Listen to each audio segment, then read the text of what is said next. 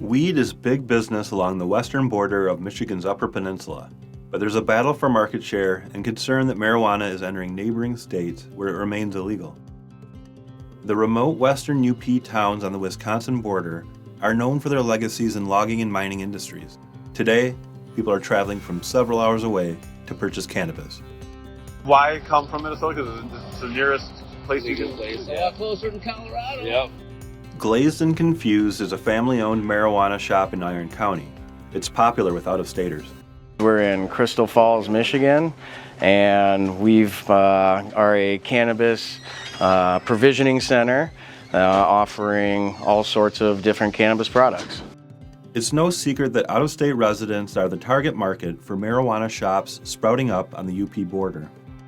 Wisconsin being close is a definite benefit. You know, there's a lot of patients and medical people that are down there that don't have access to it down there, and they will come and frequent our place. Unlike Glazed and Confused, most stores are part of chains backed by multi-million-dollar investors who are hoping to generate many more millions from their chunk of Michigan's growing $3 billion a year marijuana industry. Wisconsin has not legalized.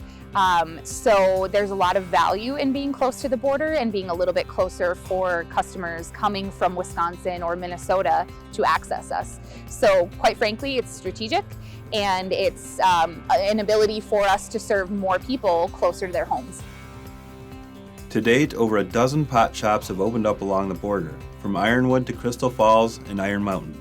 In Menominee, a small border town with about 8,500 residents, a turf war is raging between the marijuana shops there. The historic logging town is a smaller neighbor to Marinette, Wisconsin. The two towns are separated by the Menominee River. Two marijuana shops there, Rise and the Fire Station, are pitted against 6 other shops trying to operate in the municipality. What is the council going to do? What's the diplomatic solution that'll make everybody happy on this? It's up to the courts to decide, and we'll see what they have to say. But in terms of what we can do, the bullet's left the gun. There's no more settling to be done. Even if we wanted to, who are you going to settle with? Since Menominee's elected officials decided they would only allow 2 marijuana stores in town in 2020, there have been at least 4 lawsuits filed over how many marijuana shops can operate there. One of the lawsuits that was stalling progress was resolved in May. This opened the door to 5 cannabis shops that have opened since July. They were the Fire Station, Rise, Nirvana Center, Loom, and Higher Love. The businesses raced to build the retail stores and quickly opened for curbside sales, uncertain what might happen with the other pending lawsuits. I think there's a lot of value in getting in as early as possible and getting those doors open as early as possible. You know, you establish your customer base, you establish people who identify with you as a business. But you think about lots of different businesses like insurance agencies or local bars and taverns, restaurants, churches. There's room for more than one. And I have always believed that, and I believe that that's something that Higher Love does largely believe in as well. There's room for everyone. Nirvana Center, Loom, and Higher Love were open and serving customers, but in November they were ordered by a judge to shut down while some court matters were sorted out. All 3 reopened on November 10th. The case is expected to enter mediation for possible resolution, and the next hearing date is scheduled for March 26th.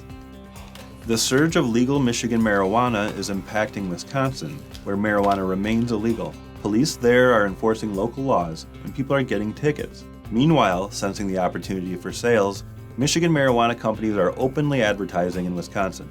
I think there's been a shift nationwide as far as how you treat that, and simply our jails are full of people, for various offenses and reasons, and I think it's been viewed as a less severe type of crime. Granted, when we have somebody that has a large amount like that, and then you're clearly out distributing and bringing it down to the Fox Valley, or when we can prove that, then that case probably would still be treated as a crime. But at this point, the possessions, the pot pipes, the gummy bear type stuff, we've been issuing citations for that.